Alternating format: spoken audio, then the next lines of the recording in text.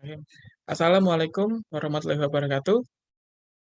Salam sejahtera untuk kita semua. Perkenalkan, nama saya Rio Septian dari Universitas Mercu Buana Menteng, jurusan Public Relation. Dan dalam kesempatan kali ini, saya akan mempresentasikan tentang fenomena penggunaan bahasa pergaulan di Indonesia.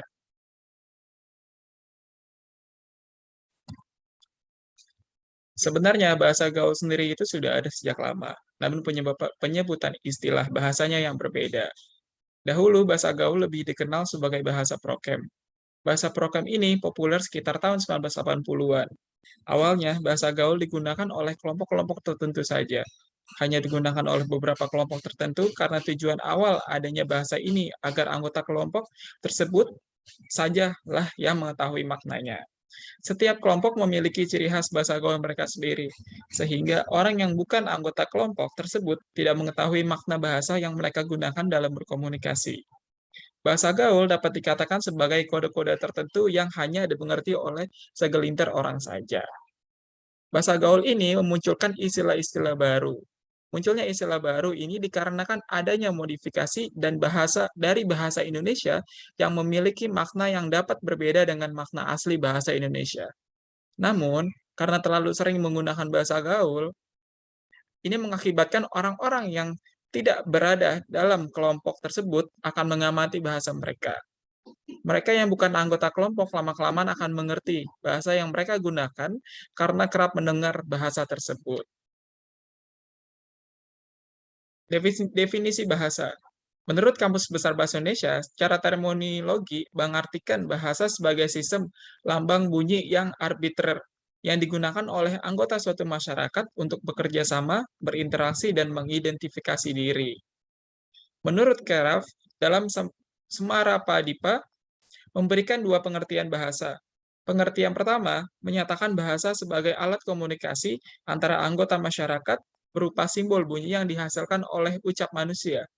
Kedua, bahasa adalah sistem komunikasi yang mempergunakan simbol-simbol vokal atau bunyi ujaran yang bersifat arbitrer. Dari pendapat Keraf di atas, dapat disimpulkan bahwa bahasa adalah kunci pokok bagi kehidupan manusia di dunia ini. Karena dengan bahasa, orang bisa berinteraksi dengan sesamanya dan bahasa merupakan sumber daya bagi kehidupan bermasyarakat. Selain itu, bahasa juga mencakup sistem lambang bunyi yang arbiter dan dari sistem bunyi yang memiliki arti serta makna. Bahasa baku. Setiap negara mempunyai bahasa resmi masing-masing. Dalam bahasa Indonesia, bahasa resmi itu disebut bahasa baku. Bahasa baku terdiri dari kata-kata yang baku. Dari kata-kata baku adalah kata-kata yang standar sesuai dengan urutan kebahasaan yang berlaku. Didasarkan atas kajian berbagai ilmu, termasuk ilmu bahasa, dan sesuai dengan perkembangan zaman.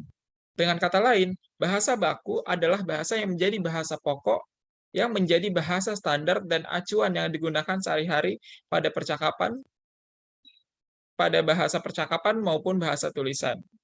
Bahasa baku lazim digunakan dalam satu komunikasi resmi atau tertulis. Contohnya surat menyurat resmi, pengumuman resmi, undang-undang, dan lain-lain. Kedua, wacana teknis, contohnya seperti laporan resmi, karangan ilmiah, buku pelajaran, dan lain-lain. Ketiga, pembicaraan di depan umum, seperti contohnya ceramah, kuliah, pidato, dan lain-lain.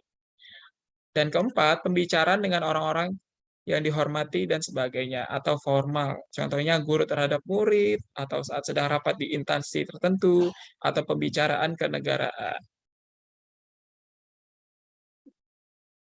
Bahasa gaul atau bahasa prokem khas Indonesia dan jarang dijumpai di negara-negara lain kecuali komunitas komunikasi Indonesia. Bahasa gaul dijadikan sebagai bahasa dalam pergaulan anak-anak remaja. Istilah ini muncul pada akhir 1980-an. Pada saat itu, ia dikenal sebagai bahasanya para anak jalanan, disebabkan arti kata prokem dalam pergaulan sebagai preman. Namun, seiring bertambahnya waktu, bahasa prokem yang tadinya hanya dipakai para preman atau anak jalanan sebagai bahasa rahasia beralih fungsi menjadi bahasa gaul. Oke, berikut pengaruh bahasa gaul terhadap bahasa Indonesia. Di era globalisasi ini, penggunaan bahasa gaul makin meraja dan terus muncul bahasa gaul baru yang membuat eksistensi bahasa Indonesia kian menurun. Penggunaan bahasa gaul ini membuat remaja makin sulit mengetahui bahasa Indonesia yang baik dan benar. Bahkan, penggunaan bahasa yang terlalu sering membuat orang-orang tak sadar bahwa bahasa tersebut bukan bahasa baik dan benar. Tidak jarang dalam acara formal pun, banyak orang yang menggunakan bahasa gaul yang dalam konteksnya itu tidak sengaja. Tidak dapat dipungkiri lagi, dalam bermasyarakat, bersosialisasi lebih sering menggunakan bahasa gaul. Anak-anak dan para remaja dalam perkembangan psikologis pun tidak bisa ditolak atau dicegah untuk tidak terbiasa dengan bahasa gaul. Karena itu memang suatu proses dalam psikologisnya.